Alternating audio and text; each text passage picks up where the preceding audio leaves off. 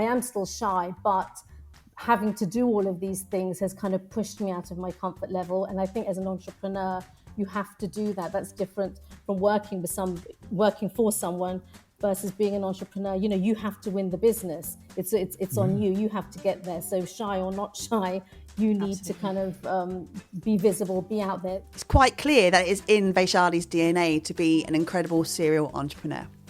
In today's episode, Vaishali, owner of Ananya Cards and Create ID, talks us through her incredible 24-year roller coaster ride of being in business and what it means to be successful.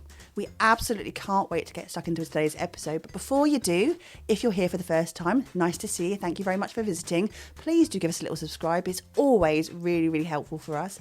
And don't forget, if you'd like to hear more for Digital Circus and Yellow Tuxedo, do subscribe to our newsletter. The link is in below. Speak to you later and let's get started. Vaishali, thank you so very much for being on the Digital Circus Live today. Hope you're well. Oh, very nice. As you have confessed that you've listened to every episode so far, so we thank you for that as well, you'll know what's coming up because there's one very important question, and that is, what is it that you're trying to achieve right now? So I'd say for me, it's about creating work that my clients and myself, that gives me joy. I would also say it's about making a difference. So that's to my clients, to my friends, my colleagues, and creating a kind of positive impact in the world. It's powerful stuff. Right, so I already have questions because we know we know, we've chatted to Vaishali regularly since we've known you, Vaishali. So I know you've been in business 22, 23 years. 22 years 24 now. 24 in January. 24 in January. But it shows how long we've known each other because I was approaching my 21st. That is massive. And that just scares the hell out of me about how quickly time passes, because I remember sitting with you and you were talking about ideas for your 21st birthday and what we could do with the business. How are we on 24? I know. Wow, that's just blown my brain. No, Sorry, I'm not happy that it's been that long. I was like a couple of years tops. Right, so here's the thing. Has what you've wanted to achieve always been the same since you've been in business? It has actually, because since I started almost 24 years ago, I pledged to donate 10% of profits to charity. So I made that on day one of starting the business, which I still continue to do. So I guess it has, but as I've gone through business and gone through economic recessions and downturns and lockdowns and pandemics, it's kind of actually become stronger for me to kind of make that difference. I mean, so many places as always. We love this. We do this, and this is the problem with being a duo with someone else we're talking to, is the fact that we both go, oh my gosh, and then one of us has to go, oh, you can go first. So okay, right. So what I want to do is delve back to pre-business, but I'm going to come to that. So my question for the moment is, I know about the work you do for charity and the philanthropy and everything else, but I also know you've always gone, actually, I don't want to lead with that. I don't want that to be in the limelight. It's just something I've decided to do. I want to do over here.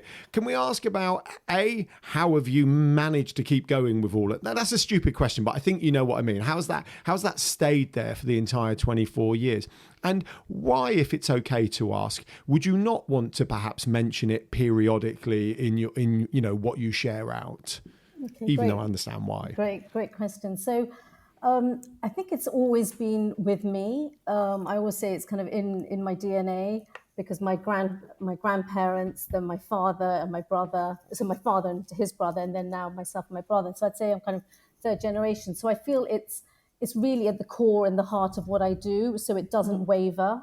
So it's so important to me. So I think that's why I continue to do it, and why I don't lead with it, or why I don't say it enough. I am trying to be better and sharing more about it, and actually using my platforms as a voice for charities. I try and put posts out on LinkedIn to say if there's any charities that want to shout out, or anyone that's doing something good, then I want to include it. So I am trying to be better. I guess it's just, I've done it as a kind of personal reason. I did it long before I even knew what CSR meant, or that it's good for businesses. I did it because it was something that my parents talked to me about at the breakfast table as a child. It's something that I grew up with. So for me, it's actually part of my life, and it's not that extraordinary in the sense of it's my way of life. It's only kind of in later years talking to people I've realized that actually it is maybe a little extraordinary because not many Yeah. people do it. And I think a lot of people, certainly that I know, always say, oh, we'll think about philanthropy kind of when we're retired, when we've made our money, when we're 70 plus. And kind of my view is actually start as early as possible. So I think it's more, I've kind of kept it as something just more personal. And I think it's also probably my personality that as a kind of introvert and not wanting to kind of talk, blow my own trumpet or just keep saying, oh, this is what I do and how great is my mantra of, making a difference. Check me out donating to charity. Exactly. Yeah, so I tricky. kind of keep it quieter, but I'm trying to be a bit more open about it in the kind of Vaishali way. It's a very interesting, because I was reading a LinkedIn. It is tricky, let's be honest. There was a LinkedIn thread this week with someone putting out there about charity, and obviously we're recording this at Christmas time right now, and the big... There's no need to say a prayer. It's Christmas time. Sorry, go on. This is Band-Aid lyrics. Don't do Band-Aid. I love Band-Aid. But at this time of year, obviously a lot of people then draw to what they could do for charitable causes, which is again to be commended, but why are we just doing it at Christmas? And then the thread went along the lines of, if you're doing it, fantastic. Do you need to use that as a marketing for your business to say, look at me, I'm so fantastic? And you've never done that. That's again to be commended. And I think there's a fine line between doing it to not show off, but to go, hi, I'm doing this, but actually you have done this for a sustainable amount of period. This is 24 years and some. And that's really to be commended. Now, my question to you, Vaishali... Wait, hold on. Are you going to move away from the... Right, so I've got another thing quickly then. So the bit what I think's interesting is exactly that, right? Like, are you just donate... Right, fundamentally, if you're donating to charity, regardless of your motivations, can it actually be a bad thing, okay? So it doesn't really matter what your motivations are if you're doing it. But I also understand the perhaps not wanting to lead with it, perhaps taking the edge of it. But then we get to the extreme example of people like Mr. Beast. Do you know what? We met people who didn't know who Mr. Beast were at the weekend. They were in my family. They walk among us. For the benefit of anyone listening who doesn't know Mr. Beast is the largest YouTuber on the planet. And surely everyone in our audience knows who Mr. Beast is. Well, you talk about him anyway, let's get to the point. And the point is, he did a video recently where he flew to Africa and put 100 wells into villages in Africa. And then the standard kind of machine that follows Mr. Beast around, unfortunately, kicked in. That he only did it for the video. He only did it for this. And he went, yeah, you're right. Because if it wasn't for the video, I wouldn't be able to do it that. So yes, I did it for the video, but it doesn't mean I then can't go and do that. And it is tricky to feel okay about those things. But I'm like, Mr. Beast was like, yes, I did it. He also said in his video, why is a YouTuber having to do this? Why aren't the people who actually meant to be doing this? Yeah. Which was very interesting. So he also used his elevated, lofty position for a bit of a political message. So just sharing that because I find it interesting. Can I move on now? You can move on, but I think this is a really interesting topic. It really, really is. We're going to come back to it. What I want to get back to, Vaishali, is because you just said it, you're third generation in your family, and so the family values is very big to you, big for you. What is it, especially from your father, who obviously was your key link there, that drove you to start your own business? So I think I come from an entrepreneurial family. So my family business is 101 years old. Last year we celebrated the centenary. So I always knew that I wanted to run my own business. I didn't know what it would be in, but I knew that I wanted to, again, through the conversations that we had, at meal times. So I knew I would do it. Again, I felt it was in my DNA. I wanted to, though, also get outside experience. I knew that I didn't want to just graduate and go straight into running my business. I knew it was important to work outside, get some outside experience and training, and that's what I did. So even certain summer jobs I did, and then when I graduated, I worked for 4 years before setting up my own business. And what did you work in? So I worked... I did different things. So I worked in Paris for a Japanese fashion designer, Comme des Garçons, and I worked there for a year and helped launch their perfume. So I worked in marketing. I worked for a PR firm for 4 months, and then I also worked in my family business for the rest of the time. The jobs that you've just sort of listed off there, they're not just your kind of average stacking shelves and Tesco type jobs. They are very, very immersive type roles. For a fashion house in Paris. And again, it's not retail. It's not Tesco's for 3 it's years quite like the rest of us, is it? Alan, at the time of recording this today, you've just been editing Sheba's podcast today. Yeah. And there's a very similar thread in what you've just said there, and what we got from Sheba's there was that if you're going to do something, you're going to go 2 feet in and you're going to immerse yourself and you're going to do it to the best of your ability. So what is that in your personality there to go, actually, I'm going to work for 4 years, I'm going to go to Paris and I'm going to immerse myself in a fashion house? What was the catalyst for you going and doing that there? So I think my personality is that I do 100%. So I remember, like, at university, I was the only student that got a first, and yet I partied hard. And so what I did is that I studied from like 8 a.m. till 6 p.m. and I only focused on study. And then from 6 p.m. I was off. And I was very kind of, I guess, compartmentalized. So when I studied, I didn't think about non-study. And when I partied, I didn't think about work. And whereas I found that a lot of friends, when they were studying, they kept dreaming about, oh, I wish we were going out. And when they were out, they were like, oh, we should be studying. And I think I just managed to make that distinction so that I'm kind of, I guess I'm wholehearted and 100% when I do something. So I think present and in the moment. Yeah. No, so I just have to pick up. Vaishali partied hard. No. I because did. I've always said I was in Manchester. I was in Manchester. There's no way you can't party. I was, the generation of the hacienda. So I mean, there's no way you couldn't party.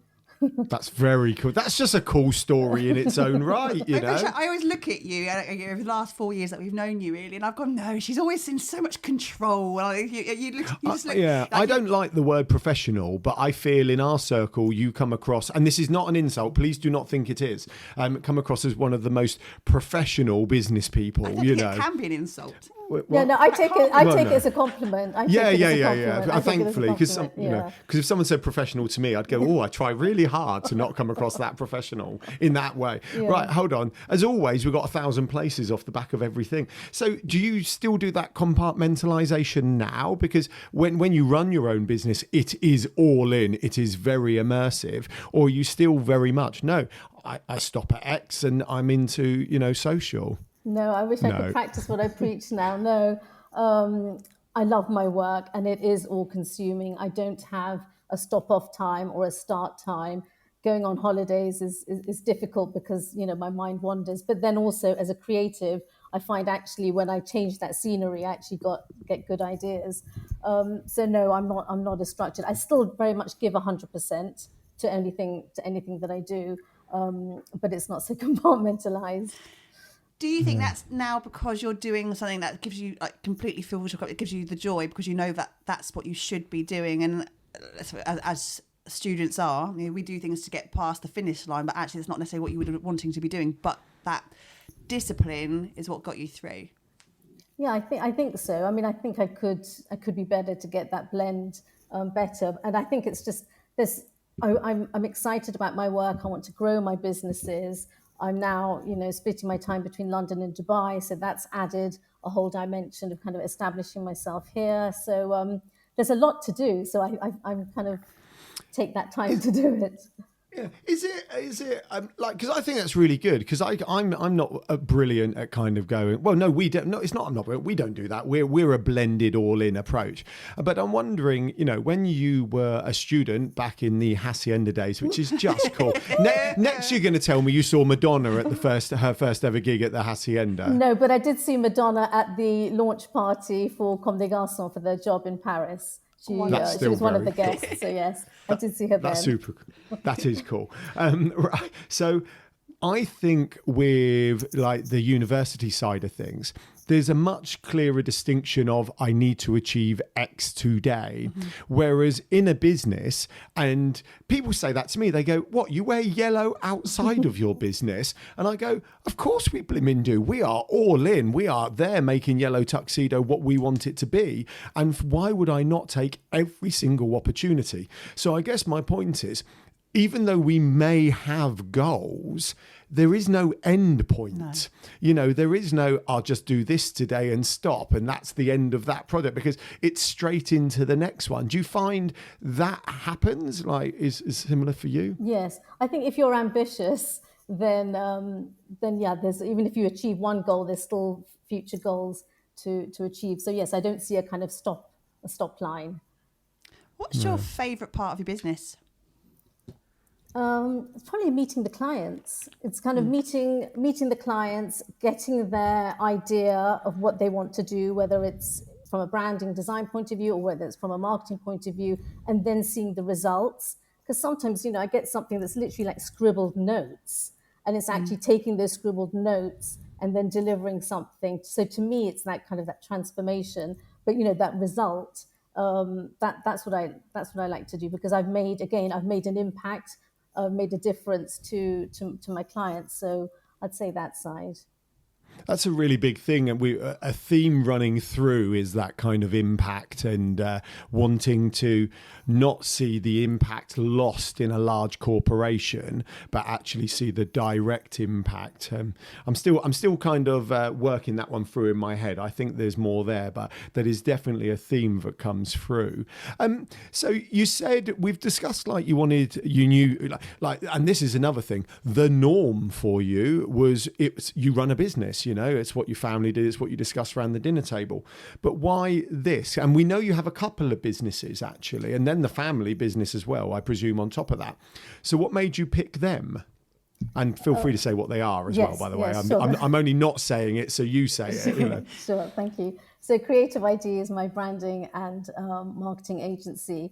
So at university, I studied, my degree was international management and French, and I specialized in marketing. So I kind of took the marketing modules. But when I graduated, I realized that, or I felt that marketing was not enough. So I then decided to do design, and I did that as night school.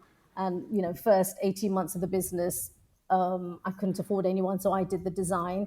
And now the design's much better because I have a team of trained designers. So the marketing I do, and then the design work they work on. So yeah, I think that was, I'd always enjoyed marketing, and I think from an early age I knew I wanted to do something marketing related, which is why I specialized in that at university, and I loved it. And I also took on international marketing and international business. So even at that age, I knew that international angle was important, and hence why the degree was international management and French. So that international perspective was really important to me. I think also I'd attended an international school when I lived in Paris. So kind of cultures and meeting people from different walks of life, that was really fascinating for me. So I think that's why I chose the creative idea, the marketing and design. And then the Ananya Cards, which is my wedding and event stationery business, started by chance. My cousin got married, and she asked if I would design her wedding invitations. So I was like, sure, okay, I'll do that. I thought, I have a design background, I can design this. So I designed it as a gift to her. I didn't put my name on the back or anything. It was just, between cousins, it was her gift. At the end of the evening, at the wedding reception, 3 people came up to me and said, Vaishali, we heard that you designed the stationery. When we get married, could you design our stationery? So I was like, oh, okay. Just taken aback. But then with my entrepreneurial hat on, I thought, okay, let me look at this. Did about 6 to 8 months of research, looked to see, what others were doing. I did spot a gap in the market. And that's why I then set up Ananya Cards. And being design and creative, they're kind of, they're quite similar. Yeah. I mean, there's obviously naturally go different together. Target really audience, complementary. yes. Yeah. How do you balance having 2 businesses though? Or 3 really, when you count the family business as well. Surely that is one massive juggle.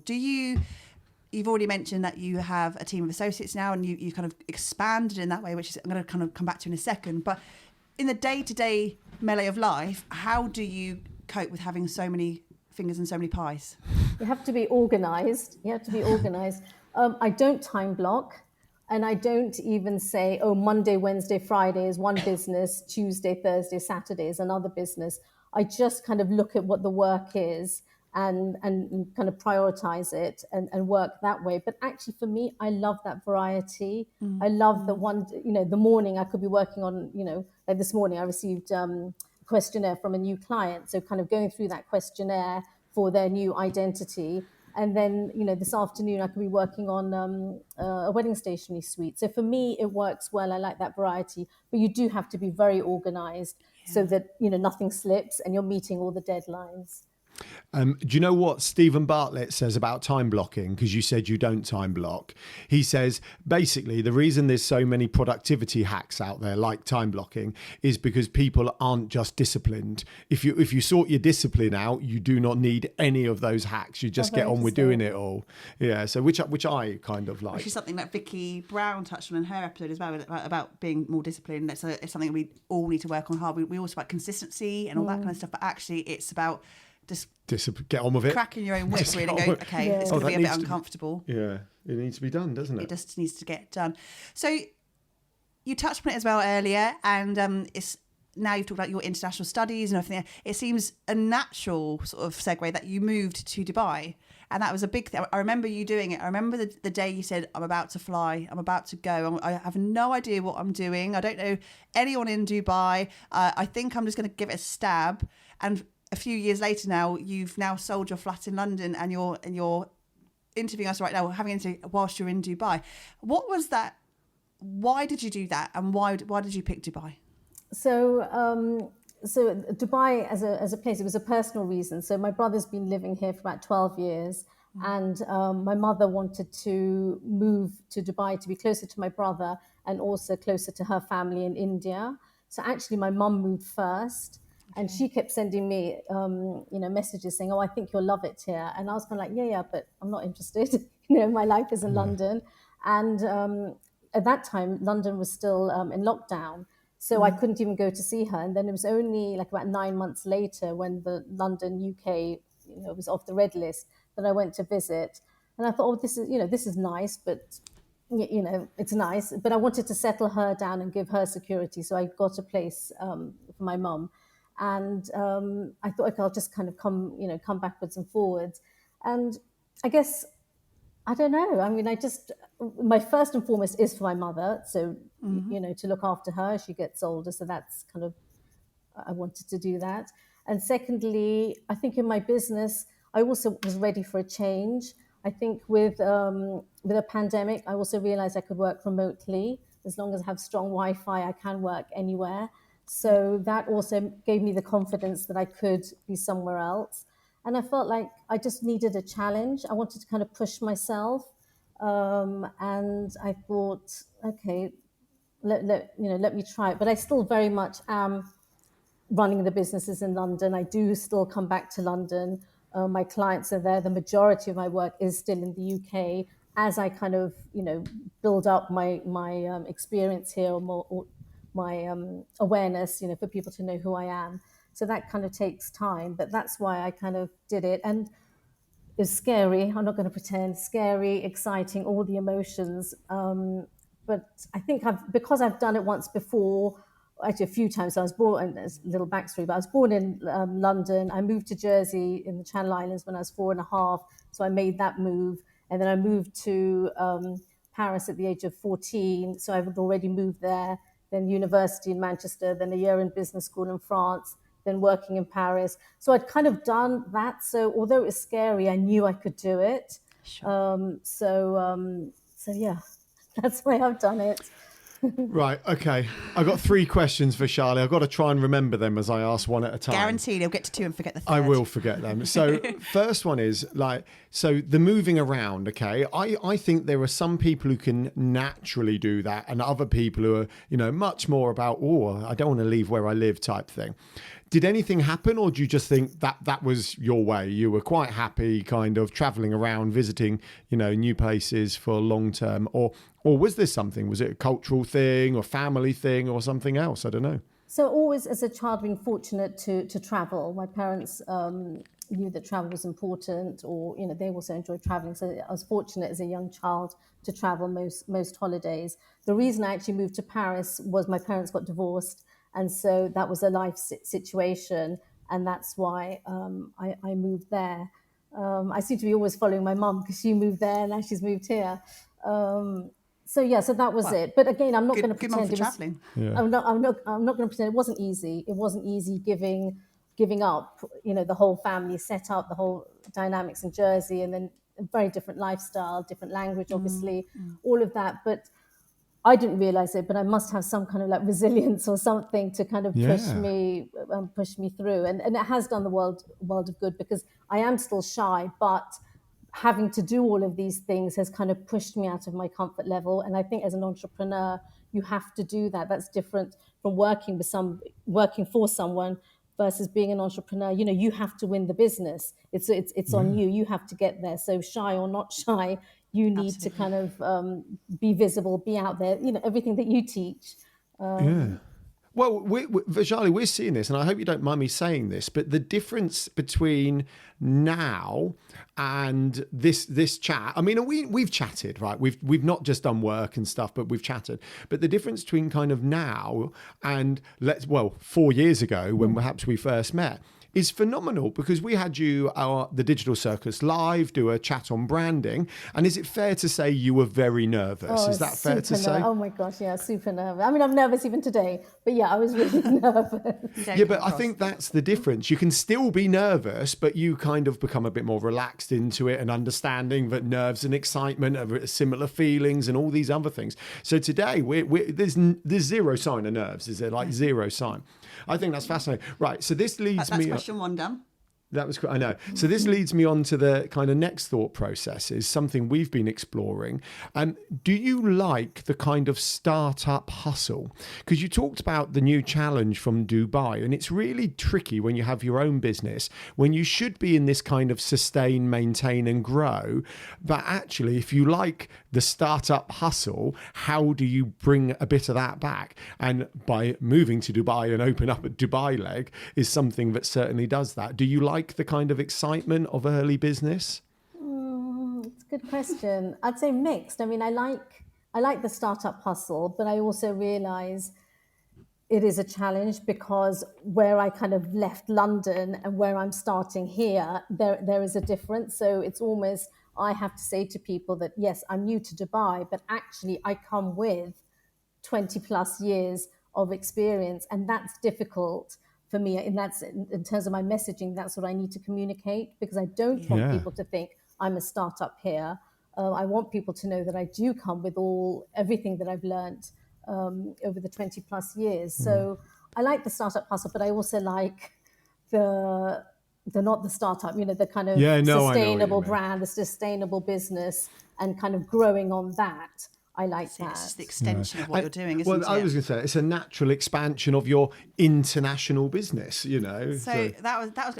Is there your third question? There is a third question, and it is relevant. They're all linked. They're all building Okay, up to because one I thing. have one on the expansion, but carry on. Oh, do you? Okay. Well, mine's similar to that. So you've touched on this as well. You've touched about your team of, I can't remember what word. Associates. Associates. The same question. The same question. Do you know when you've been living with someone for far too long, when actually you just literally go, we've got the same question. Well, and I you go, ask No, it no, then. feel free. No, it's all right. I would like you to complete one episode when you have all three questions. And here. haven't gone, I can't remember my question. What's a third? So I think we don't actually discuss that this often in the podcast, because we're so keen to discuss the life element. But I think your business model, or how you set your business up, is different from the average in our audience, our ecosystem, whereas a lot of solopreneurs, et cetera, So just wonder like how you set that up and how it works now, and just kind of give us a... Just to kind of add on to that one before you start talking, Richard, is that, so a lot of people would go, I'm a solopreneur, this is my lot, I'm struggling to understand how to grow. What was that moment where you went, actually, this needs to be a team, and how did you take that step? So that Yeah, and what does the team look like, if you don't mind sharing any of that? Of course. No, great question. So about the team, firstly, something my father had taught me ages ago was delegate, delegate, delegate. He'd always said that to me as a young age. So things that I'm not good at, delegate. So from day one of the business, with very little funds, I hired a bookkeeper, because I knew that maths and figures was not my thing. Of course, I know how to read accounts and things, but I didn't want to be doing the day-to-day. So from day one, I knew that I needed somebody who was experienced and professional, who would do things much quicker than me, and I would outsource a bookkeeper. Now I have a bookkeeper and an accountant. So I knew that if I don't have the skills, I need to surround myself with, or hire the services of people that have those skills. As I said, the first 18 months or so, I didn't hire anyone. But for me, I realized that to grow, I needed a team, and I'm super passionate about my businesses, but I'm not precious about the business, in the sense of, and I say that even when I take on an intern, that if there's something that you feel I could be doing differently, or the business could be different, could be done differently, please share with me. I'm not going to get upset. I'm not going to say I'm going to take it on, but I will hear you.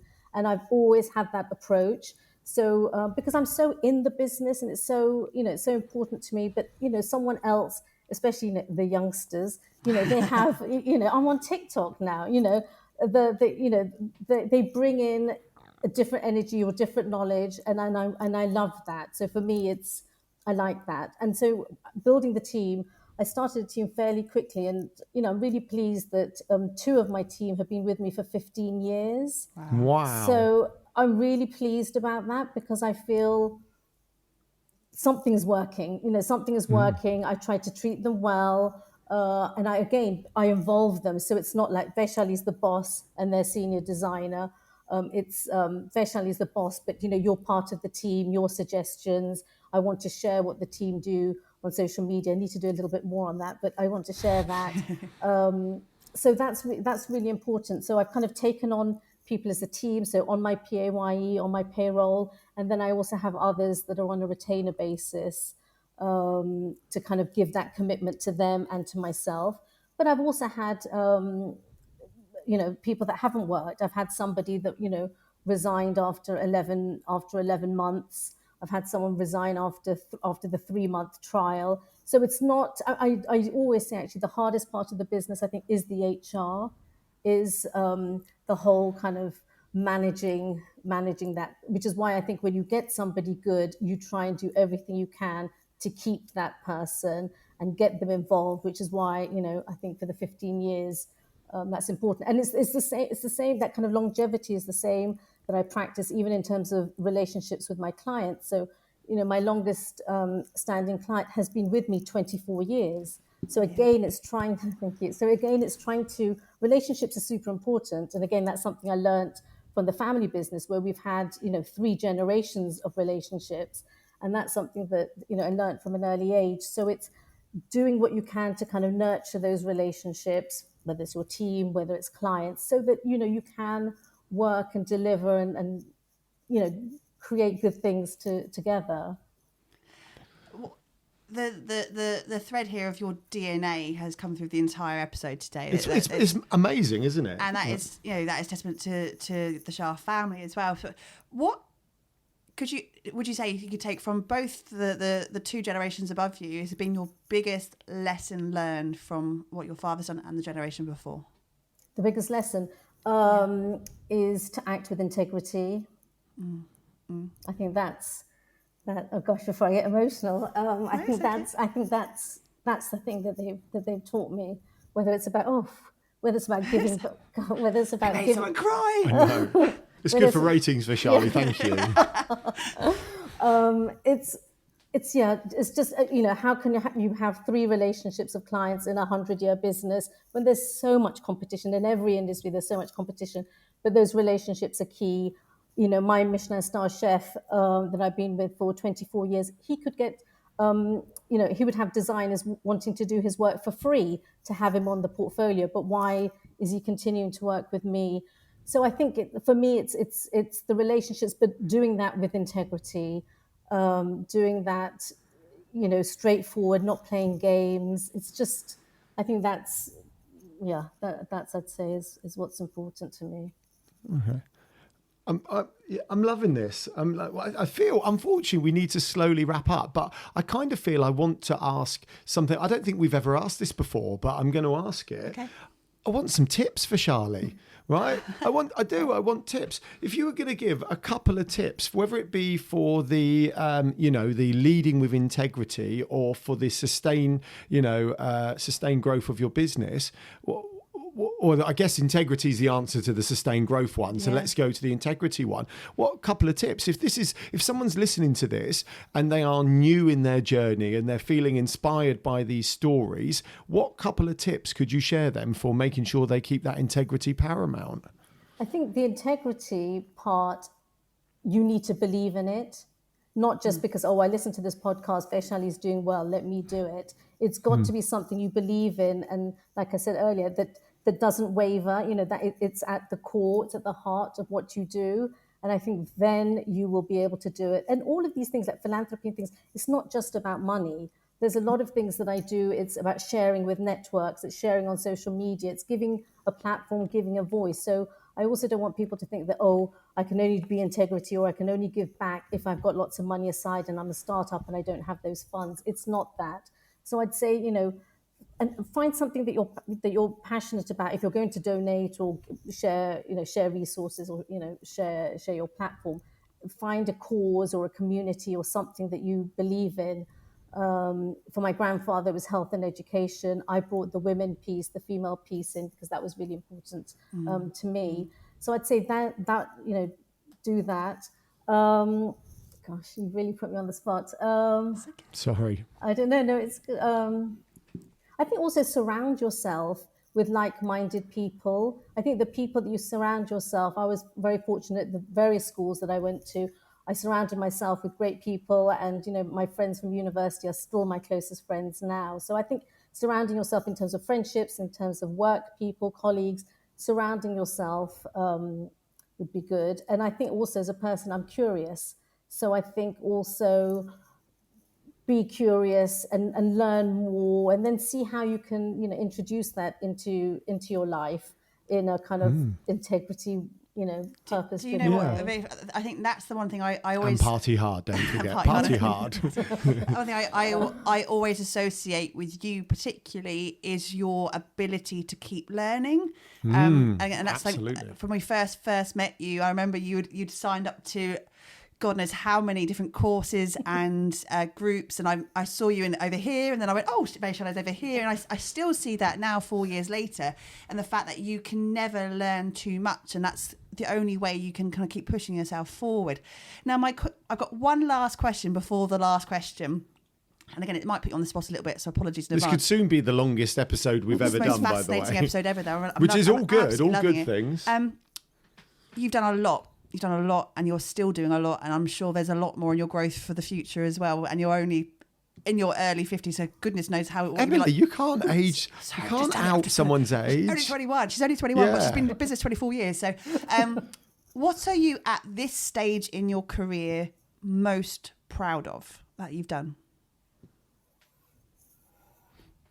Silence. Yeah. I think it's being adaptable and setting up a base in Dubai without knowing people, starting to win work here, being visible here, networking here, really from as a startup, with little exposure already. So I'd say that's what I'm proud of. Amazing. to do that. That's pretty cool. Yeah, and you should be. It's amazing. Yeah, very cool. Okay, so we're going to wrap up. So we're going to start. We're going to end with our final question of the episode. Vaishali, if you could go back to your former self at any age you choose and put an arm around yourself, what would you say to that person? So I'd say, if it's about something that's worked, I would say about having a flexible attitude so that you can overcome uncertainties, as we've seen with the pandemic, things that don't always go according to plan, or being able to take up new opportunities. I'd say that's having that flexible attitude. I would say is important. If it was something that I wish I had done, it would be to have had more confidence in myself. So I'm aware that, I didn't, there's opportunities that I haven't put my hand up for. There's things, whether it's speaking or collaborations or other things that I didn't put my hand up for because I was too shy to. So I'd say to my younger self that, be proud of what you've achieved. and and go for it. That's Perfect. what I love that. And actually, Laura Robinson said the same thing. Do it scared. Do it scared. You're going to be scared, so just do it scared. I think that's such great thoughts from people from you guys on that. Thank you so much.